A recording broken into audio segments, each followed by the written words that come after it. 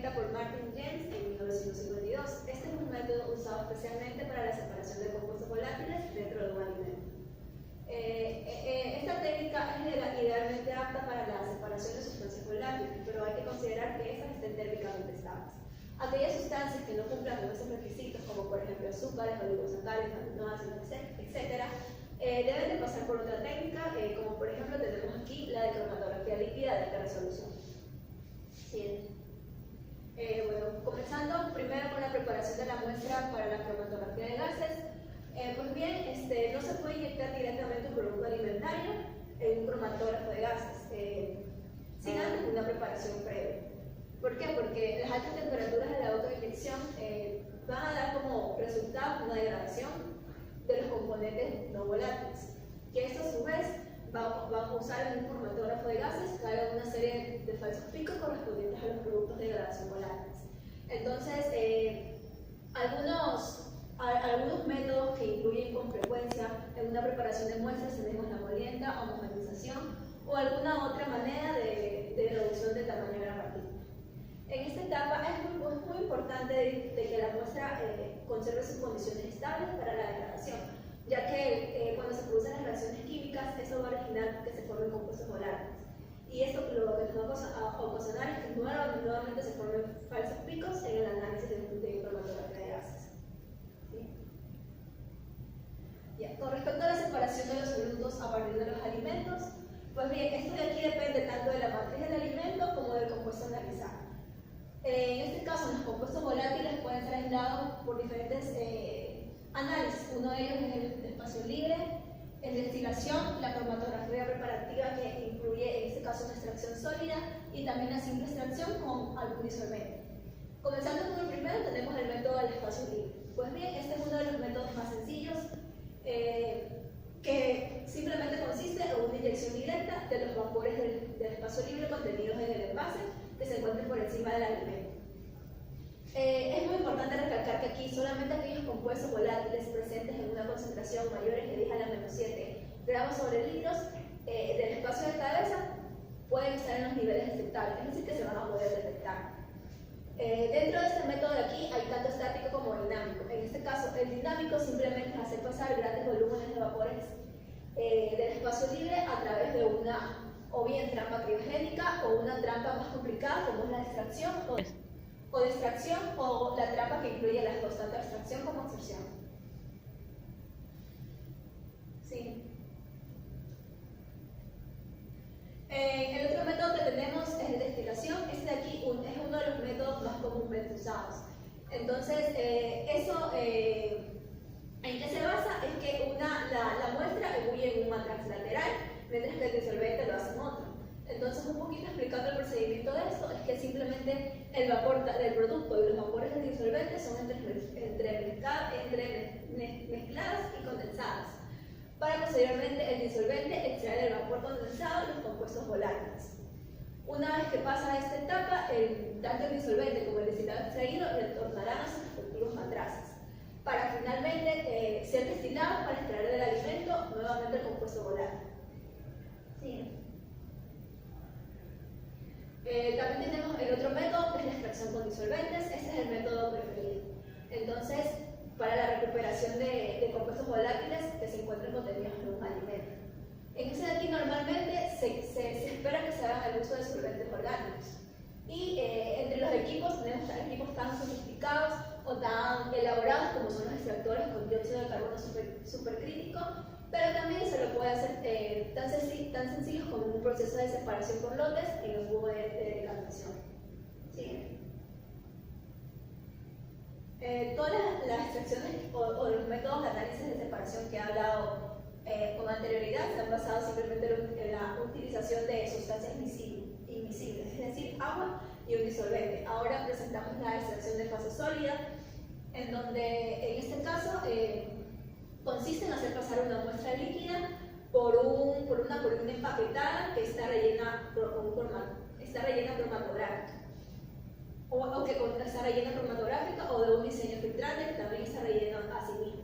Entonces, ¿cómo funciona esta extracción? Es que cuando la muestra va a pasar, en este caso por este medio filtrante, en este caso el soluto que tenga afinidad por esa fase cromatográfica se va a quedar retenido en esa fase, mientras que los que no tengan poca afinidad simplemente van a pasar de largo. Bien, concluyendo ya con todos los métodos de separación, ahora tenemos la derivatización de la muestra.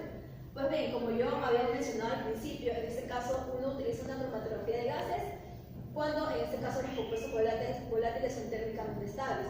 Pero ¿qué pasa para aquellos que no lo son? Pues bien, para aquellos alimentos que son inestables térmicamente de una volatilidad demasiado baja, como son los azúcares o aminoácidos, o que debido a su polaridad da lugar a una separación cromatográfica baja, entonces se debe de hacer una derivatización de la muestra con antelación al análisis de la cromatografía de gases.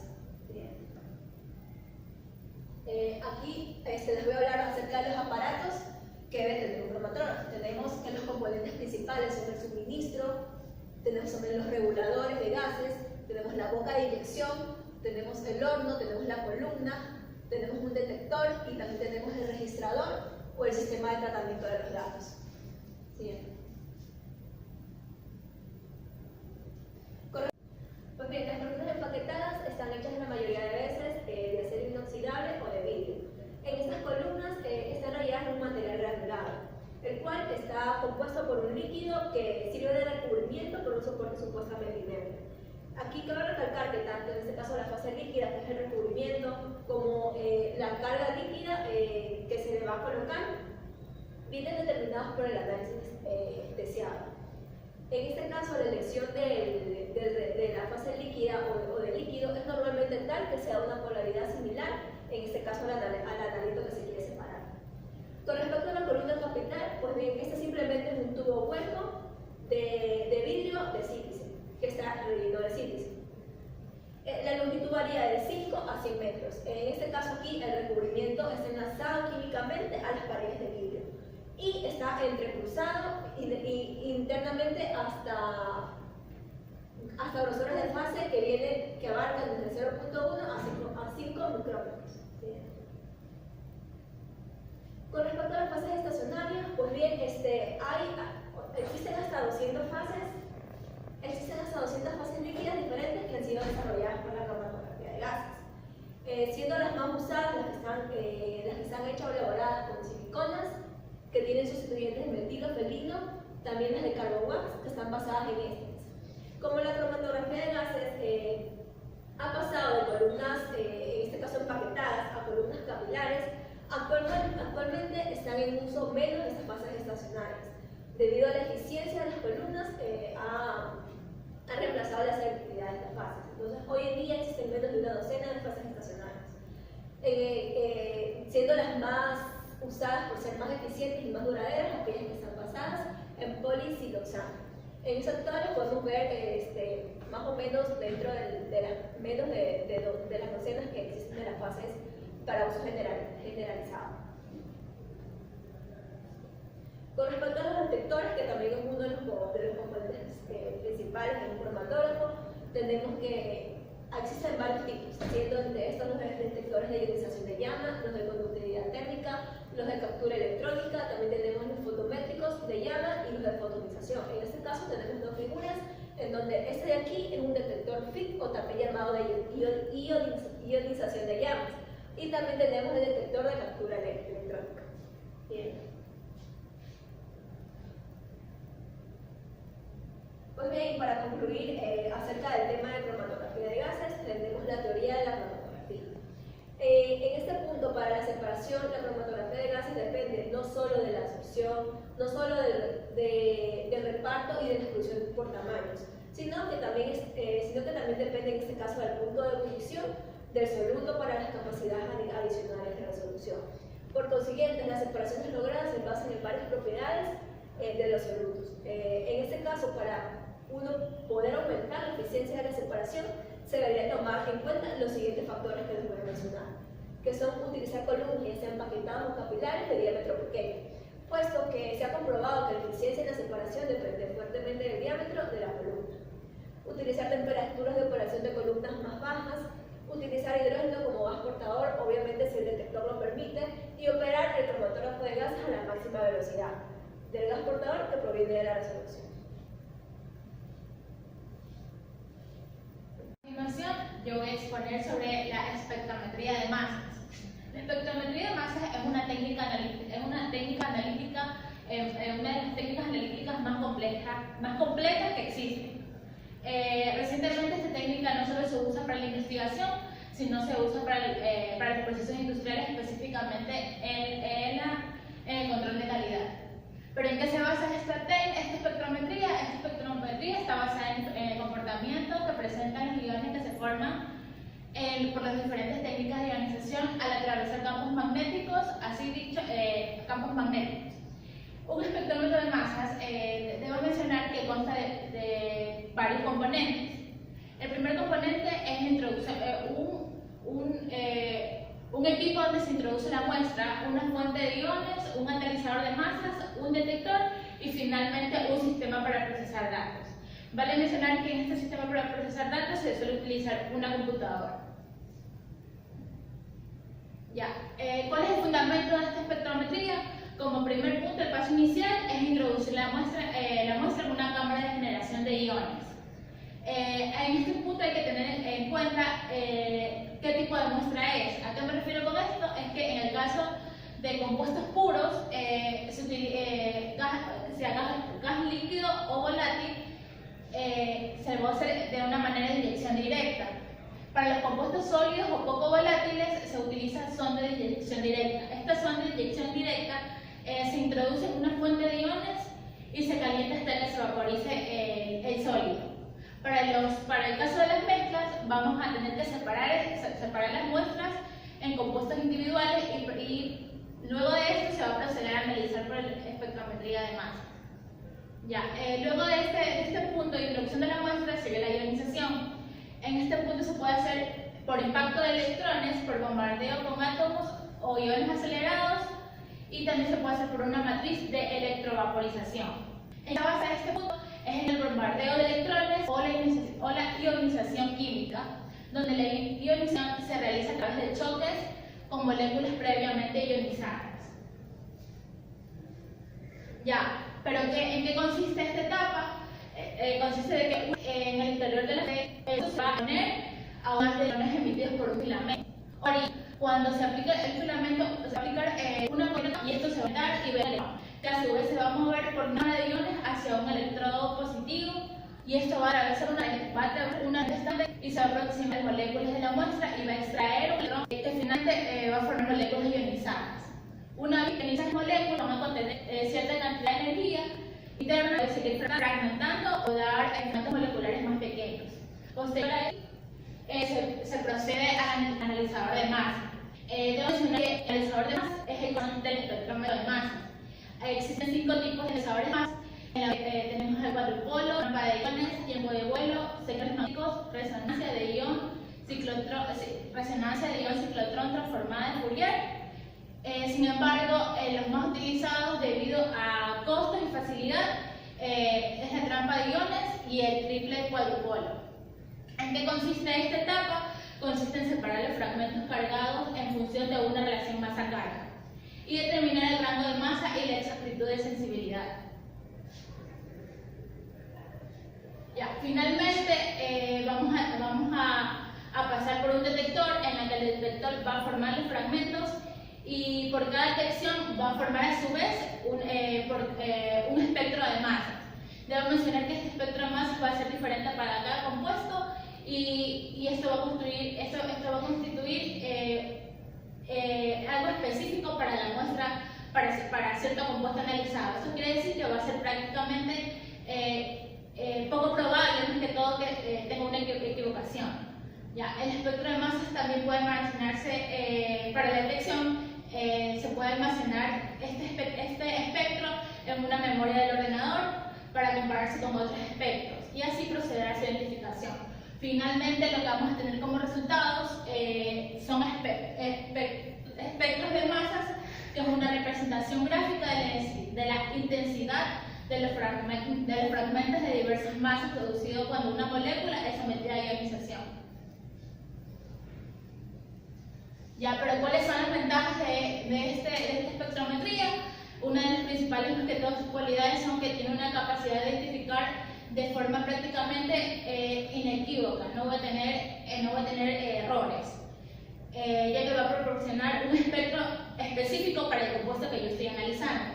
Es cuantitativo, es sensible, es universal y específica. Proporciona una información estructural sobre la molécula analizada. Y también es una técnica rápida. Se puede realizar un espectro en décimas de segundo. La desventaja de esta espectrometría es de que al momento de que yo quiero analizar, identificar en una mezcla, voy a tener que separar en componentes individuales. Gracias. Generalmente, cuando se utiliza estos métodos analíticos por separado, es cuando se analiza muestras que están formadas de un solo compuesto.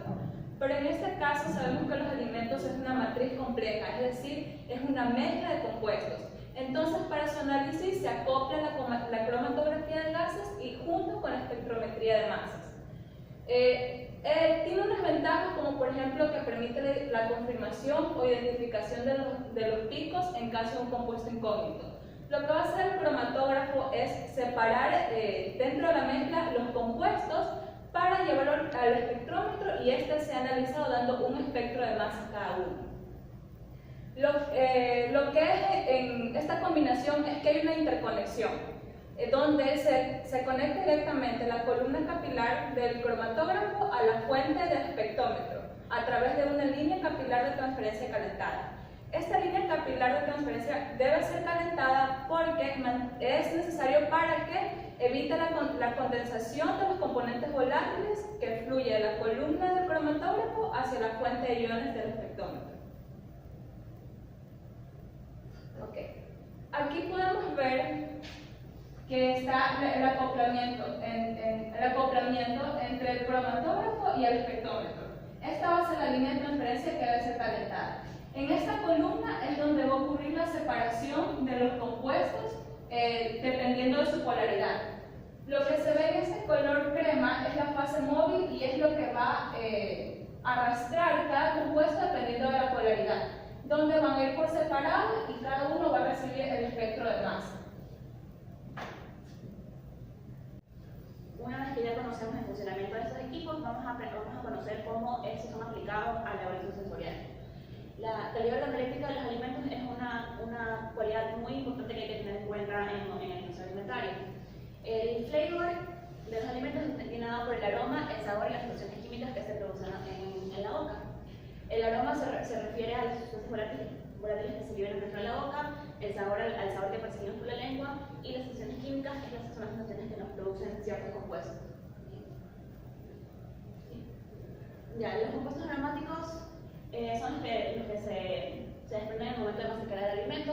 Estos volátiles juegan un rol muy importante en la calidad organoléctrica de los alimentos, ya que son los que nos dan el sabor, nos dan parte del sabor y en ocasiones cuando un alimento no está en un estado adecuado, estos nos dan sabores, nos dan off flavors, que son sabores que nos indican que algo no está en el alimento. La calidad organoléptica es muy importante para los consumidores en el momento de elegir un alimento. Ellos están pendientes tanto del aroma, el sabor, el color y la apariencia del alimento, por eso es algo que se tiene que cuidar bastante. El aroma de un alimento está compuesto, como ya sabemos, de cientos de compuestos químicos en una matriz muy compleja, por eso no es tan fácil decir que este sabor o este olor viene dado por este compuesto, sino que es necesario hacer una investigación más profunda. El análisis de los aromáticos puede dar información muy importante acerca de la calidad de los alimentos, decirnos cuando un alimento ya no es apto para el consumo, decirnos cuando un alimento está fresco, también nos puede dar información acerca de las reacciones de Maillard, etc. Tradicionalmente las evaluaciones sensoriales para la calidad organoléptica es realizada por panelistas entrenados. Este entrenamiento es un entrenamiento muy detallado, ya que se necesita que el panelista sea capaz de reconocer ciertos sabores específicos en los alimentos. Como ya sabemos, esto es muy complicado y muy complejo, ya que los seres humanos no somos exactos y esto ocasiona muchas limitaciones en este proceso. Hay mucho espacio para error y no es tan exacto como si integramos un método instrumental. Entonces, se dice que el análisis instrumental es un buen suplemento para evaluar la calidad organoléptica de los alimentos, ya que la máquina nos va a dar siempre los mismos resultados, a diferencia de los panelistas que pueden ser influenciados por diversos factores. Siguiente. Los métodos instrumentales permiten un análisis cuantitativo y cualitativo de una muestra alimentaria. Es un análisis detallado y complejo de los compuestos que influencian al flavor. Los métodos que más comúnmente se usan son los que les explicaron anteriormente, la cromatografía de gases, y el mejor tipo de análisis es cuando se acoplan estas dos y se hace una cromatografía de gases con espectrometría de masa. Siguiente. Este análisis en alimentos se emplea para confirmar la presencia o ausencia de un compuesto en una muestra determinada. Eso nos puede servir, por ejemplo, en la industria cervecera, que hay compuestos que no son deseados, o en la industria de los quesos. Entonces se identifica este compuesto y se sabe que el alimento no va a ser agradable para el consumidor, ya que ya está detectado que este compuesto no es agradable. Se lleva a cabo por comparación de cromatograma de sustancia pura con la de la muestra, siempre que las condiciones para la detección de ambos sean idénticas. Es decir, las respuestas de una matriz alimentaria o de un compuesto ya extraído se comparan con el compuesto puro y ahí podemos observar si está o no el compuesto presente. Las mejores técnicas de análisis cualitativo son aquellas que combinan la capacidad de separación de la cromatografía con la capacidad de identificación de las técnicas de espectrometría de masa. Bien. También se puede utilizar la cromatografía de gases para establecer la cantidad de componentes individuales que podemos encontrar en una muestra, empleando curvas de calibración correspondientes a los patrones que ya han sido identificados previamente. En este sentido, la espectrometría de masas acoplada a la cromatografía de gases puede ser un detector universal para la cuantificación de sustancias orgánicas presentes. Es decir, podemos saber la cantidad y qué sustancias orgánicas están presentes en ese alimento, si es que ya tenemos identificados los patrones para ello. Bueno, en resumen, el estudio del flavor de los alimentos es uno de los retos más grandes de la industria, ya que no se puede simplemente analizar un alimento y decir que ciertos compuestos dan ciertos sabores, sino que es una mezcla compleja de todo eso. De todos los volátiles presentes en los alimentos, un número limitado son adecuados para caracterizar el aroma de la comida, y ya que hay otros compuestos que no representan algo significativo, se encuentran en concentraciones muy bajas o no son adecuados para ser analizados. Las comparaciones entre la respuesta sensorial humana y la cromatografía de gases con espectrometría de masas son de suma importancia para obtener un mejor entendimiento en las diferencias de flavor y aroma entre los productos alimenticios y su procesamiento. El objetivo primario de este tipo de estudios es identificar los compuestos responsables para los atributos sensoriales responsables del flavor de los alimentos. Y lo que se hace es que por lo general se aísla un compuesto que se cree que le da un sabor a la comida o un aroma y se lo muestran los panelistas. Los panelistas le atribuyen una escala a ese sabor, y ahí de esa forma se conecta el análisis sensorial con el evaluación sensorial con el análisis de los alimentos, para que a futuro ya no sea necesario emplear un grupo de panelistas, sino que simplemente ya sabemos que para esta concentración de este compuesto tenemos esta relación de sabor. Un ejemplo para complementar la exposición es una investigación acerca de la caracterización oxidativa de aceite de aguacate Hass y aceite de aguacate criollo. Esto se da en México.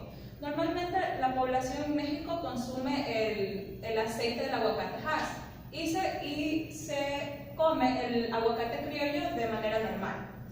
Pero lo que sucede es que se extrae el aceite del aguacate Hass para el consumo de la población de México, pero resulta de tener un valor alto debido a que es importado. Entonces lo que se busca analizar con esta investigación es extraer el aceite del aguacate criollo, que resulta más barato, y ver si tiene la misma calidad o una calidad similar que el aguacate Hass para también ser consumido por la población mexicana. Entonces se comenzó evaluando los aceites de aguacate Hass y criollo antes y después de un proceso de cocción a 250 grados centígrados durante 2 minutos, y como indicador se utilizaron los parámetros de calidad del aceite de oliva comercial. Esta evaluación se lo hizo mediante la evaluación del comportamiento del aceite criollo en tratamiento termooxidativo y comparando su contenido de ácidos grasos con los otros aceites. Este contenido de ácidos grasos se basa en la norma mexicana. Para analizar este comportamiento, ahí se utilizó la cromatografía de gases en complemento con la espectrometría de masas para que nos dé los espectros de cada compuesto. Y para analizar mediante estos métodos, primero se esterifica los aceites para que estos se puedan volatilizar.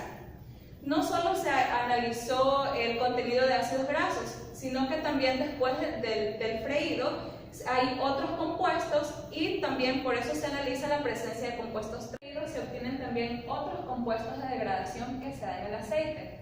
Por lo tanto, también se analiza la presencia de compuestos trans por espectrometría infrarroja y cambios en el color por colorímetro triestímulo.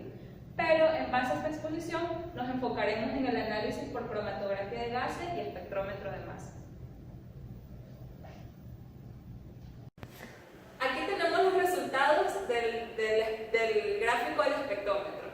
Se analizó el contenido de los siguientes compuestos: ácido oleico, ácido palmitoleico, ácido linoleico y el ácido eicosanoico para los aceites antes de ser freídos y después de ser freídos. Como podemos observar, el aceite de interés, que es el aceite criollo, tiene un contenido similar tanto del indicador, que es el aceite de oliva, y el aceite del aguacate Hass.